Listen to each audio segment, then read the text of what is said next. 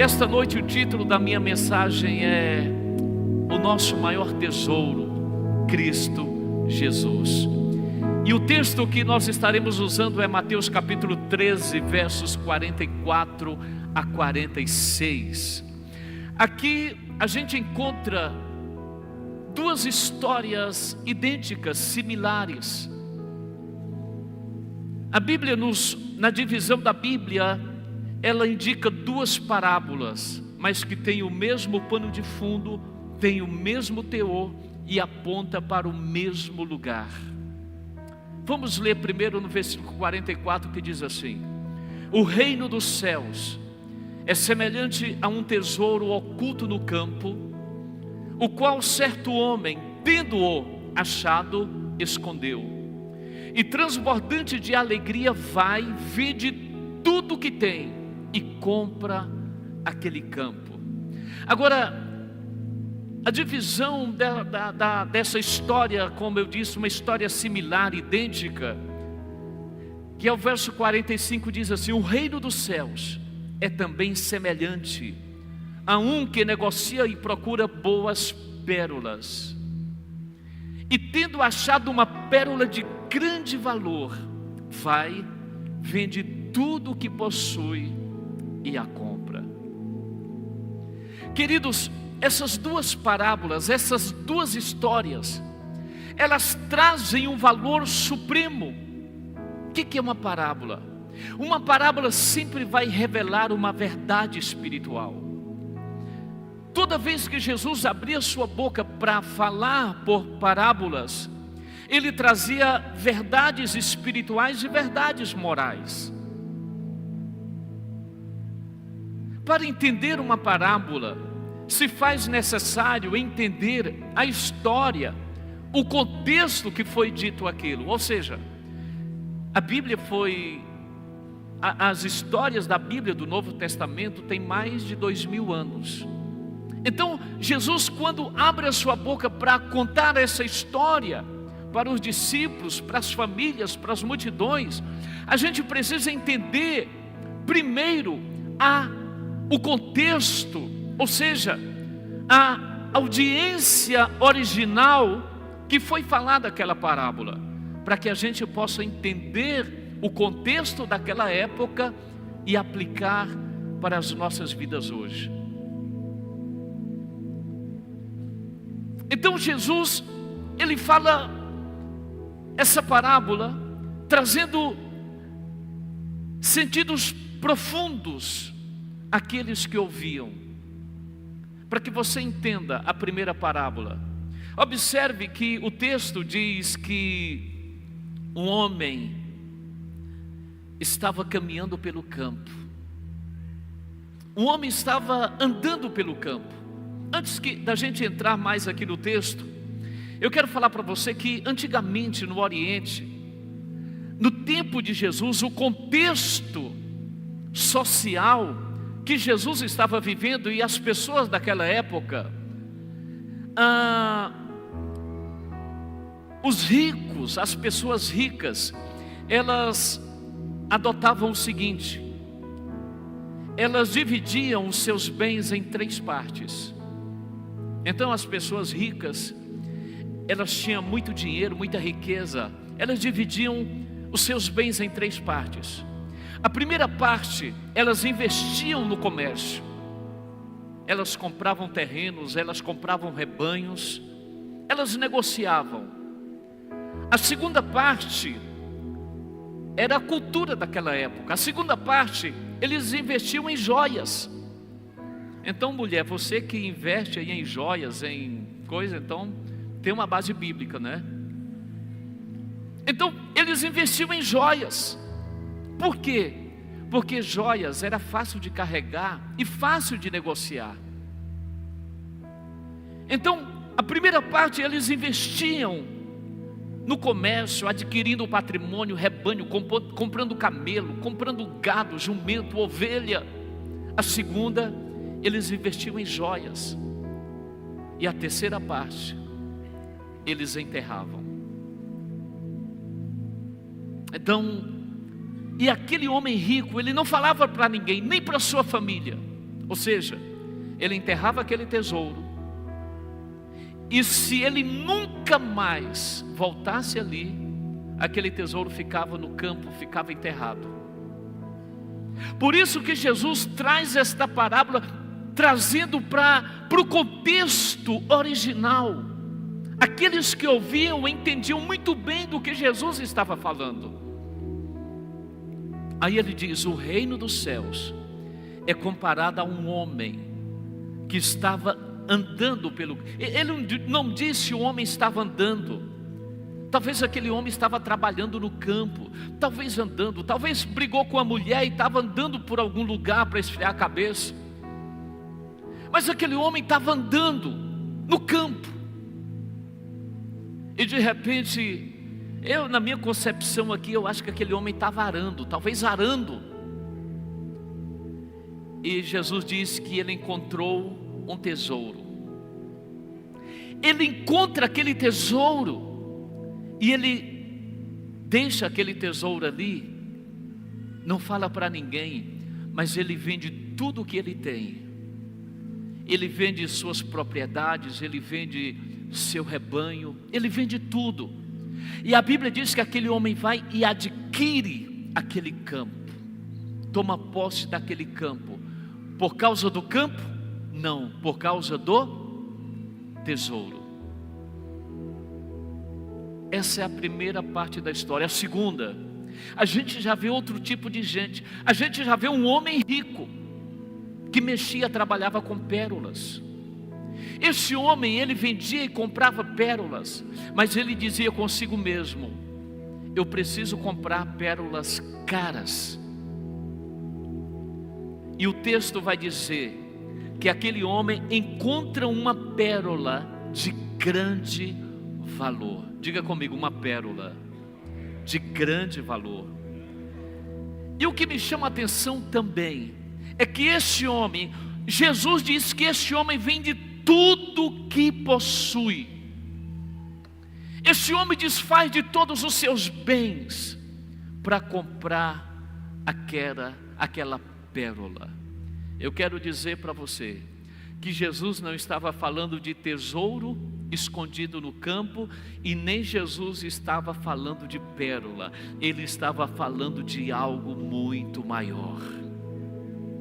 Ele estava trazendo uma verdade espiritual para que o povo pudesse entender sobre o reino de Deus. Porque, meus amados irmãos, o ponto central justifica, porque adquirir um objeto de valor supremo justifica fazer um investimento supremo. Ambas as parábolas têm o mesmo ponto-chave. Qual é o ponto-chave dessa história, das histórias? A descoberta de um tesouro valioso, a alegria por descobri-lo e o prazer de desfazer tudo que ele tem, de deixar tudo nesta vida por causa daquele tesouro. E eu acho que você já está captando a mensagem. Eu acho que você está começando a compreender a mensagem. Esses homens, eles deixam tudo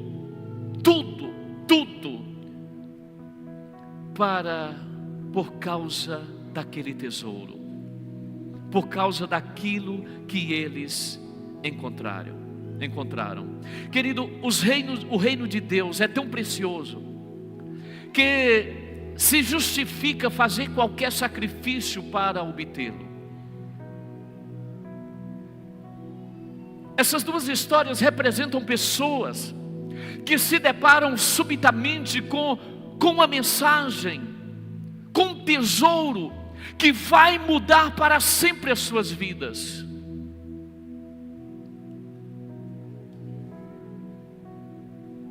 Pessoas que estavam caminhando pelo campo.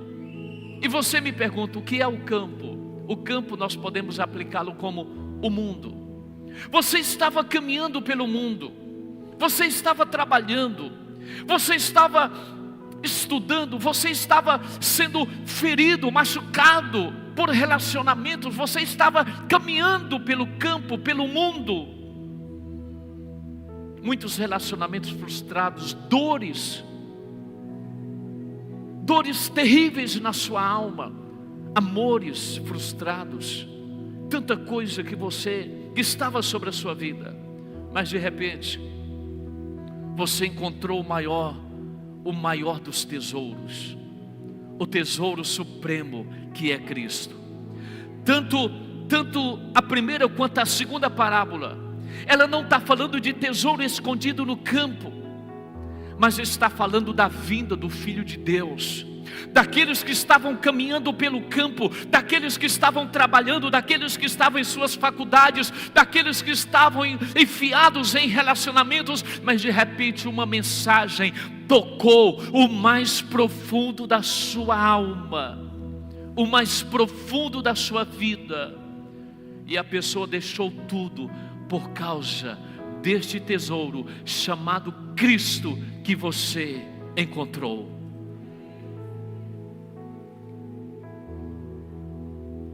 O maior desejo de Deus, o maior investimento de Deus já foi feito na sua vida. Tem gente que fala: Deus não me ama, Deus não me abençoa, Deus não faz isso na minha vida. Eu quero falar para você que tudo que você precisava já foi feito na cruz do Calvário. Tudo. Às vezes a gente fala: o melhor de Deus virá. Querido, o melhor de Deus já veio, foi Jesus. Amém? O melhor de Deus já aconteceu na tua vida, Jesus. É o melhor de Deus, foi tudo que Deus pôde dar. Ele deu seu próprio Filho. Morreu por mim, por você, para nos dar vida eterna. Na semana passada, domingo à noite, no domingo passado, nós falamos, o título da mensagem foi, quem lembra? O que te fascina? O que te atrai? O que te seduz? O que mexe com você, que traz um vislumbre no teu olhar, um desejo profundo no teu coração? Uma das coisas que a gente nunca esquece é no dia que a gente entregou a vida para Jesus. Quantos já fizeram isso? Diga glória a Deus. Quantos lembram, irmãos? Quantos lembram? Eu nunca esqueço. Eu não esqueço nem o dia do mês, nem o dia da semana. Eu não esqueço. O Evangelho entrou na minha vida no dia 20 de maio de 1987. Numa quarta-feira, eu estava trabalhando numa empresa, eu era gerente daquela empresa, e eu estava sentado numa escrivaninha, sentado numa cadeira, sentado numa escrivaninha tirando nota fiscal. Alguns aqui vão lembrar. Naquela época se colocavam os carbonos. Quem lembra? Quem trabalhou já desse jeito, né? Você colocava uns 30 carbonos para sair naquelas páginas todas. Eu estava ali tirando nota fiscal. E tinha um rádio do meu lado, radinho de mesa. E tinha alguém trazendo uma mensagem do Evangelho. Alguém estava ali e aquele programa acontecia todo dia. Mas naquele dia parece que alguma coisa me chamou a atenção. E eu, tirando aquelas notas fiscais, aquela mensagem foi entrando no meu coração, no meu trabalho, não foi na igreja. E aquele pastor dizia assim: hoje à noite a gente vai ter uma campanha de quarta a domingo, vai estar ministrando um pastor tal. E eu pensei comigo: hoje é o meu dia. Eu não vou falar para ninguém. Irmãos, eu bebia de domingo a domingo. Minha irmã está aqui, sabe do que eu estou falando, meu cunhado. Eu bebia todo dia. Quando não estava bebendo, estava fumando maconha. Irmão, já fui carga torta. Mas aquela palavra entrou no meu coração. Dona Joana me odiava porque eu namorava com Marilza. Agora que ela está começando a gostar de mim. Não queria me ver nem pintado de ouro. Também um genro desse, né, irmãos? Aquela mensagem entrou no meu coração. E eu falei para mim mesmo, eu vou para essa igreja, eu vou lá. Eu lembro que eu cheguei em casa, saí do trabalho às 18 horas, fui para casa. Coloquei uma calça branca e uma camisa manga longa, xadrez, azul, anil e pink. Nunca esqueço. Sapato branco, cinto branco, calça branca e uma camisa xadrez, um pink destacado com azul celeste. Sentei na última cadeira. Na última, um corredor mais comprido do que esse, eu sentei lá na última. Começaram a cantar uma canção. Eu comecei a chorar lá atrás. Eu não sabia o que estava acontecendo comigo. Mas aquelas frases ecoam até hoje no meu coração. Nesta noite feliz, neste santo lugar, eu marquei um encontro. Irmãos, eu chorava como uma criança. Aquilo foi entrando no meu coração, na minha alma. E a segunda canção era: Ele veio em minha vida num dia especial, trocou meu coração por um novo coração, e esta é a razão porque eu canto assim. Vamos adorar. Eu lembro só dessas duas canções, mas marcaram a minha vida. Eu lembro que eu saí dali, quando o pastor falou, quem quer oração? Eu saí lá de trás, atravessei o corredor, vim à frente. Parece que um peso tinha saído dos meus ombros. Alguma coisa mexeu aqui dentro. Eu saí daquele lugar tão leve. Eu pensava comigo mesmo, o que aconteceu comigo? Aí eu voltei quinta, voltei sexta, voltei sábado, voltei domingo. Acho que no terceiro dia minha mãe falou assim: Ronaldo, o que está acontecendo contigo?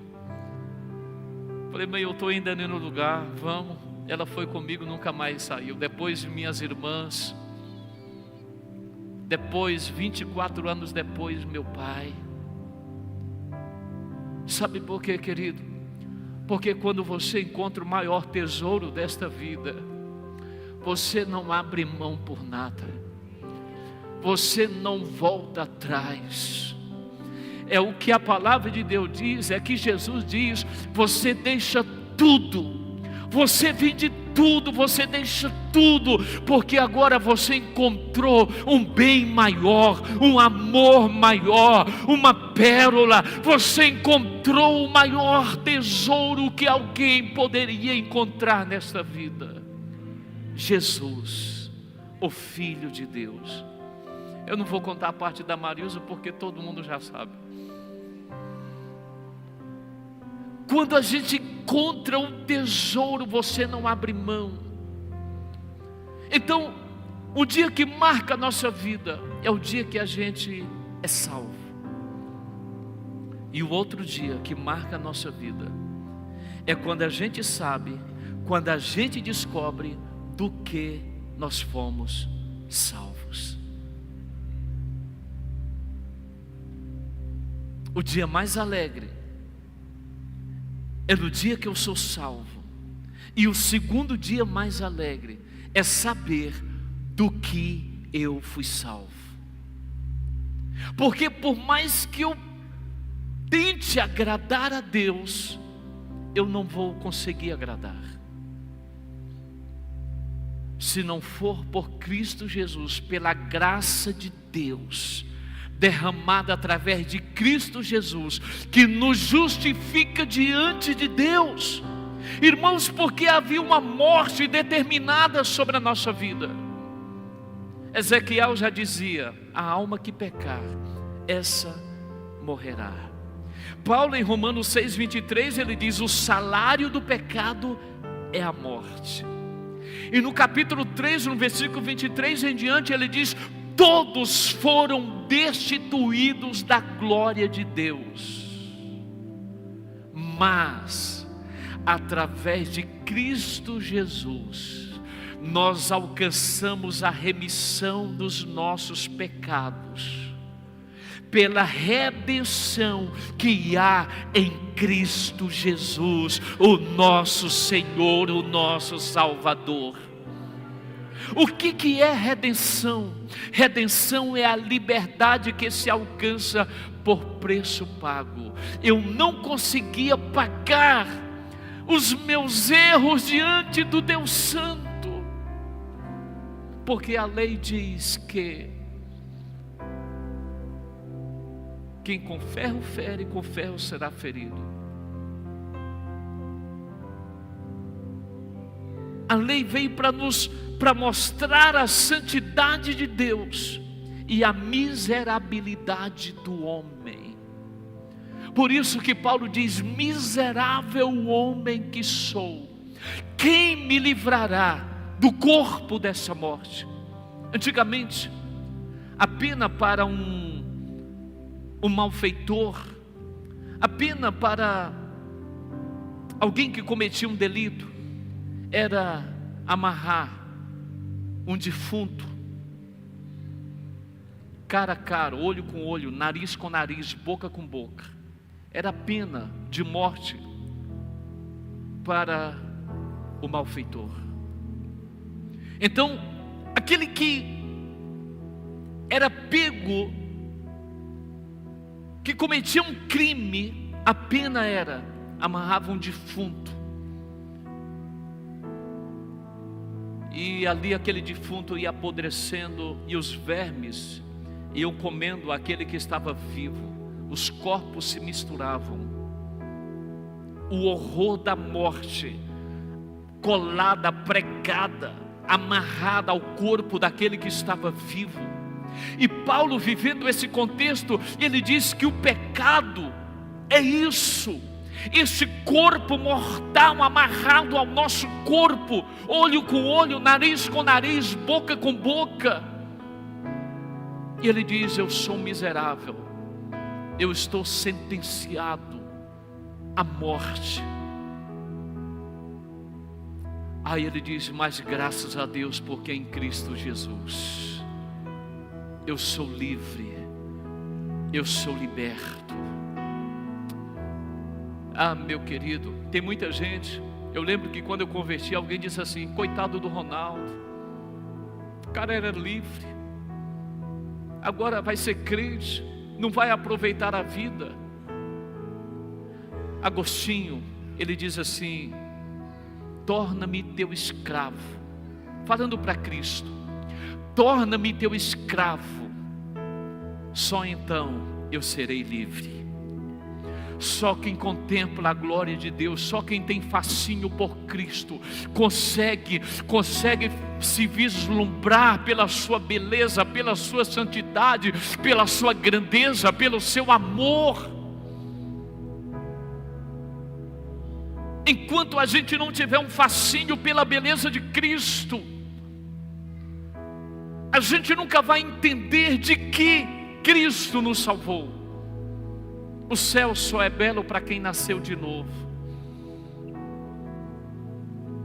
Vim para o culto, vim para a igreja orar, só para quem nasceu de novo.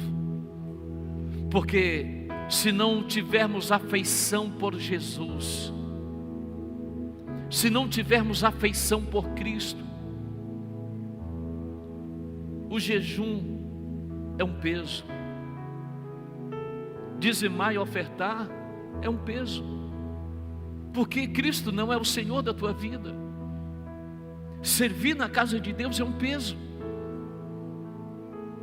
porque o que me move a fazer tudo isso é quando eu tenho afeição por Cristo, saber que nada é meu, eu sou dele.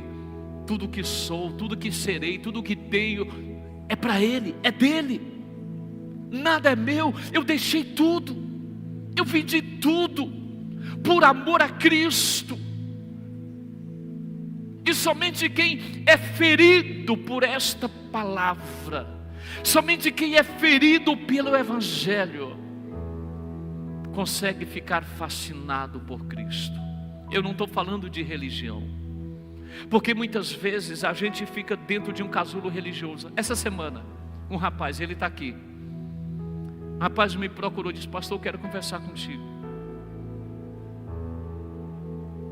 E eu recebi, e ele fez um resumo de tudo da vida, e ele com os olhos lacrimejando, ele disse: pastor, eu tenho 26 anos, nasci dentro da igreja. Nasci dentro da igreja. Minha vida toda foi dentro da igreja. Cresci, dando trabalho para o ministério infantil, correndo. Nasci dentro da igreja. Mas, de algum tempo para cá, de tanto vocês falarem de Cristo, eu estou começando a me apaixonar por Jesus, porque eu descobri que não amava Cristo. E ele falando com os olhos lacrimejando, ele diz: eu não conhecia Cristo, embora estivesse dentro da igreja, a vida inteira dentro da igreja, a vida toda indo para a igreja, mas eu não conhecia Cristo. E agora, de tanto vocês falarem de Cristo, ele é recém-chegado aqui à igreja, tem alguns meses. Ele diz: eu tenho, sabe, eu estou com esse fascínio, começando a ter esse fascínio por Cristo, porque eu estou entendendo o que é o Evangelho. Eu estou agora mergulhando, entendendo o que é o Evangelho. As Escrituras são a respeito de Cristo. O tema central do Evangelho não é prosperidade. O tema central do Evangelho não é uma vida moral, não é uma vida religiosa. O tema central do Evangelho é o maior tesouro que Deus escondeu pelos séculos dos séculos, para se revelar nesses últimos dias a beleza da santidade de Cristo. Cristo em vós, Cristo na igreja, Cristo no meio do seu povo. Paulo diz: o mistério que foi oculto pelos séculos passados foi revelado, Cristo, o Deus que encarnou, o Deus que veio. Já o escritor de Hebreus diz que os patriarcas, os profetas, os reis, eles apenas ouviram falar de uma esperança vindoura, e o escritor de Hebreus diz que eles saudaram de longe,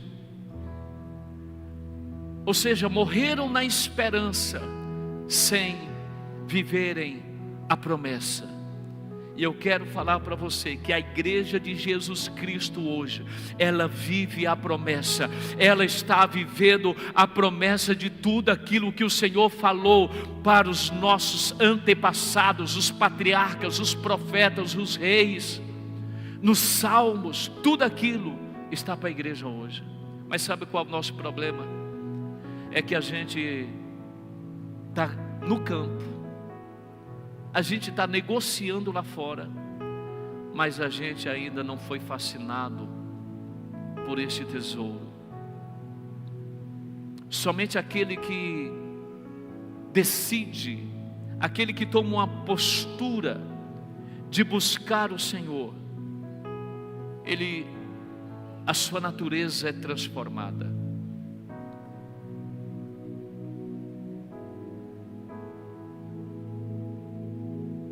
Não tem como dizer que encontrou o tesouro e sua vida não ter mudado, sua natureza não ter mudado, porque o Evangelho é metanoia, é mudança de natureza, mudança de mente.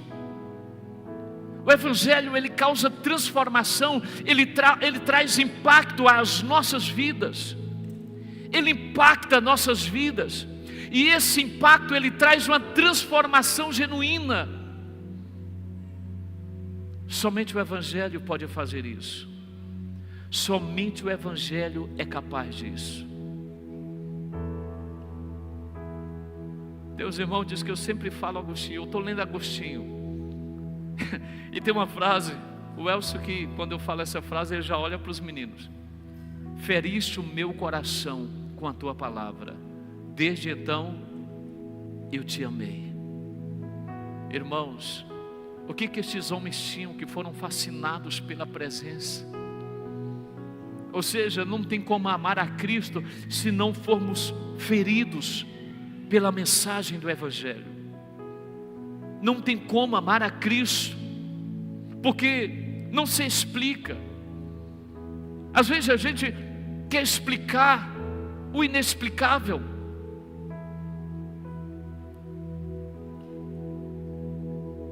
Eu me lembro de John Piper.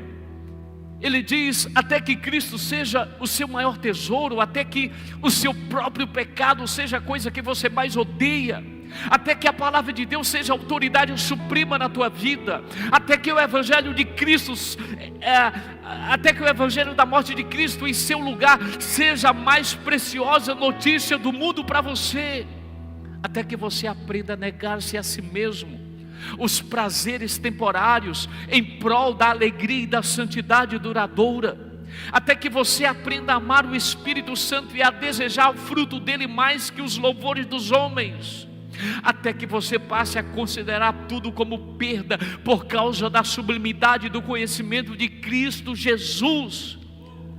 A sua atitude em relação à sua roupa, sua aparência e seu modo de viver serão controlados por forças que não honram a Cristo. Até que você seja marcado pelo Evangelho. Você pode até estar dentro de uma igreja, mas se você não for marcado, se esse Evangelho não quebrar as cadeias, aquilo que está prendendo o teu interior, você ainda será controlado por forças que não honram a Cristo. E o que eu tenho que fazer? Primeiro, orar. Esse irmão falava para mim e disse: pastor, a minha oração nesse tempo é: Senhor, me marca com a tua palavra, me fere com a tua palavra, me transforma pela tua palavra. Porque, irmãos, eu posso ficar a noite toda falando para você, mas se o Espírito Santo não fizer a obra no teu coração, eu não tenho poder de persuasão, eu não tenho poder de persuadir você. Eu vejo que alguns irmãos estão bebendo, outros estão inquietos, outros estão mexendo no celular. Eu não tenho poder de controlar a tua vida. Se o Espírito Santo não te pegar, se o Espírito Santo não tocar você, então que a sua oração nesse jejum seja: Senhor, me fere com a tua palavra, me fira com a tua palavra, transforma-me com a tua palavra, porque esta obra não é minha. Eu e você não podemos transformar ninguém, mas existe o Espírito Santo de Deus, que convence o mundo do pecado, da justiça e do juízo. Você pode pedir para que Ele te toque. Eu tenho orado por mim, irmãos. Marilza sabe, tem dia que eu entro em crise lá em casa. Para Deus, me toca com a tua palavra, porque eu sei que o Senhor tem mais. Eu sei que o Senhor tem mais para fazer na minha vida. Eu sei que o Senhor tem mais para fazer no meu coração. Um dos textos que eu até reuni com os pastores, acho que tem uma semana, né, Felipe? Um dos textos que tem marcado a nossa vida é Mateus capítulo 7, 22 e 23.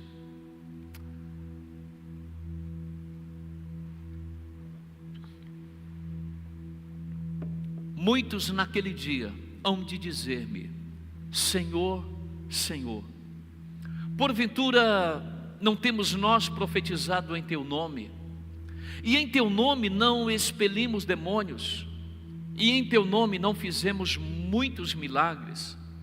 Então lhes direi, olha só, e eu até grifei, então lhes direi explicitamente, com todas as letras. O que Jesus diz? Nunca vos conheci. Irmãos, será que isso não te atormenta? Será que isso não mexe com você? Ah, Jesus, mas eu ia lá na Iana, eu até cheguei a servir lá, eu era fiel no dízimo, eu cheguei até a participar de células. Irmãos, você sabe o que é essa palavra nunca? Jesus olhar para alguém que até que era usado nos dons, expulsando demônios, fazendo maravilhas, e olhar e falar assim: eu não te conheço, nunca te conheci, nunca vos conheci. Sabe o que é alguém estar dentro de uma igreja e quando naquele dia que encontrar com Cristo, receber nunca? Não é, você foi, mas agora não. É uma pessoa que nunca teve um encontro com Deus. Aí você diz: pastor, mas estava expulsando o demônio, estava curando enfermos, estava servindo. Irmãos, pergunta para Jesus. Por isso que a palavra é mistério. O que é revelado a gente explica, mas o que é mistério é com Ele. Mas Ele está dizendo: eu nunca vos conheci. Será que isso não mexe com você? Será que isso não te leva a uma reflexão? Será que isso não te repele, te move a sair do seu lugar de inércia e falar: Senhor, tem misericórdia, eu quero, Senhor, eu quero, Senhor. Por isso que Jesus, quando ia falar do reino, Ele usava parábolas para contextualizar e ter um entendimento claro daqueles que ouviam a sua voz.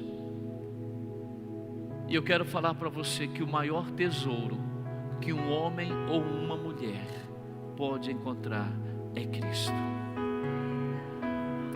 A igreja existe por causa de Cristo.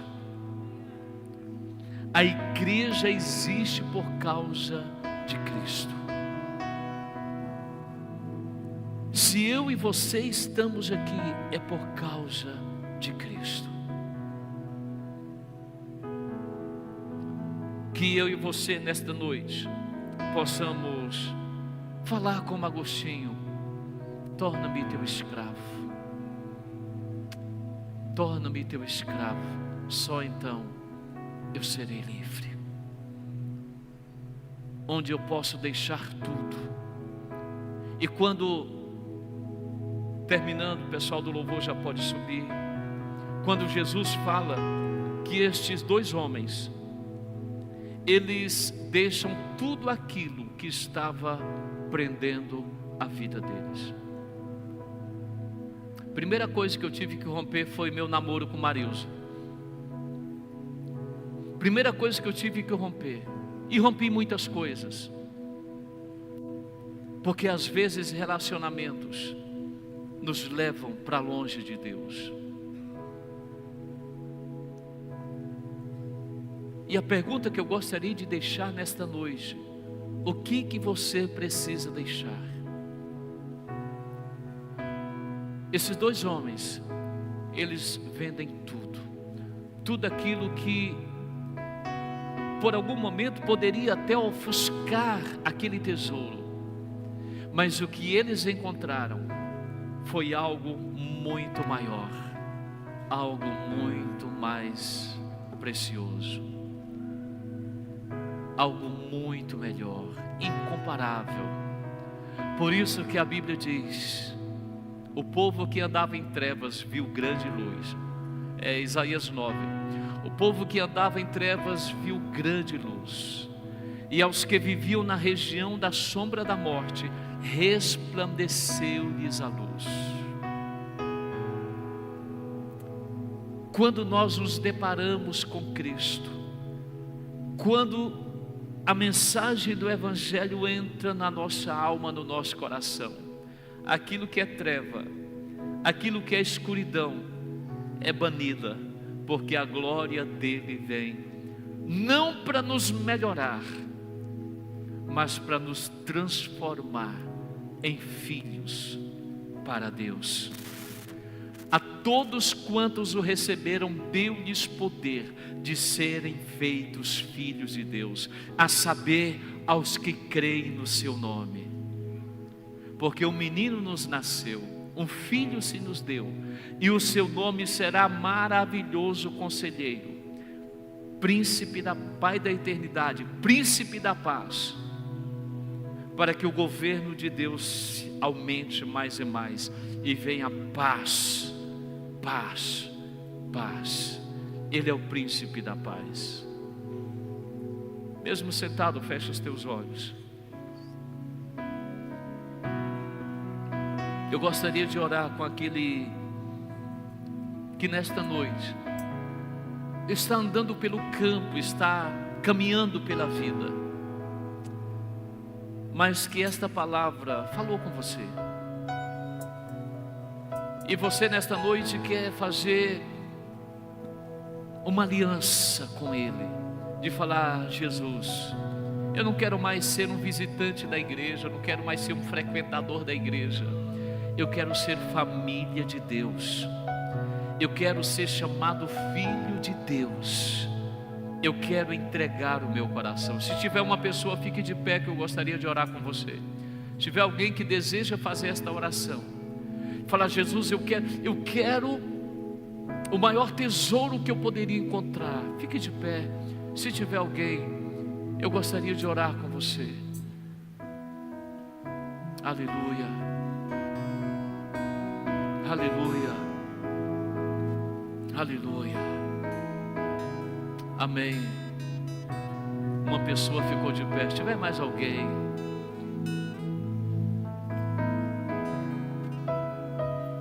vem cá, varão.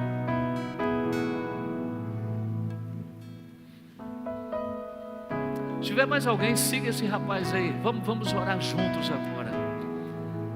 Aleluia. Se tiver mais alguém, é noite de salvação, é noite que podemos encontrar nosso maior tesouro. Bem-vindo. Seu nome? Nelson. Tem mais alguém? Assim como o Nelson teve peito para ver.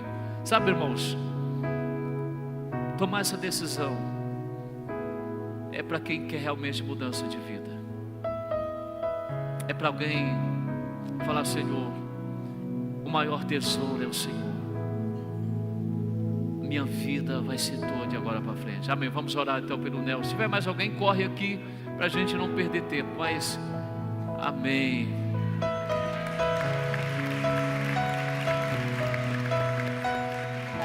Teu nome, varão?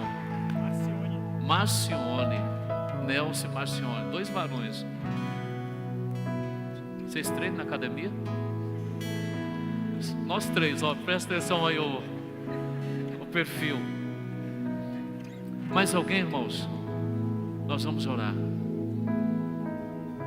Não sei se os irmãos percebem, mas eu estou treinando, irmãos. Né, Elson? Amém. Vamos orar então, queridos. Vamos. Fique de pé. no nome de Jesus. Aleluia. Não existe alegria maior, não existe prazer maior do que tomarmos essa decisão. Pai querido, nós abençoamos agora a vida dos teus filhos, do Nelson e do Marcione, Pai. Obrigado porque esse desejo, Pai, essa decisão partiu deles, porque eles entenderam a tua mensagem, que não é acerca de tesouros terrenos, não é acerca de pérolas preciosas desta vida, mas é acerca do tesouro eterno, é acerca de Cristo Jesus, o nosso Senhor, é acerca de encontrar a pérola mais preciosa que Deus poderia nos dar, que foi Cristo Jesus, o nosso Senhor, Cristo Jesus, o nosso Salvador. Amado Espírito Santo, nós abençoamos a vida dos teus filhos, Pai, que eles sejam tomados agora por esta verdade, que os seus corações sejam feridos pela tua palavra, pela tua presença, que os seus corações sejam marcados pela tua presença, pelo teu poder. Espírito Santo, nós os abençoamos, em nome de Jesus. Eu quero que a igreja aplauda o nome de Cristo Jesus, o nosso Senhor, o nosso Salvador. Aleluia. Vamos ali, siga esses varões aqui. Glória a Deus.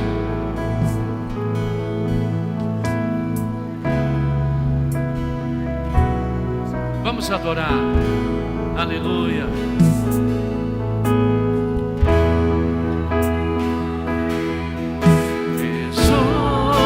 Tesouro, erga a tua mão e adore.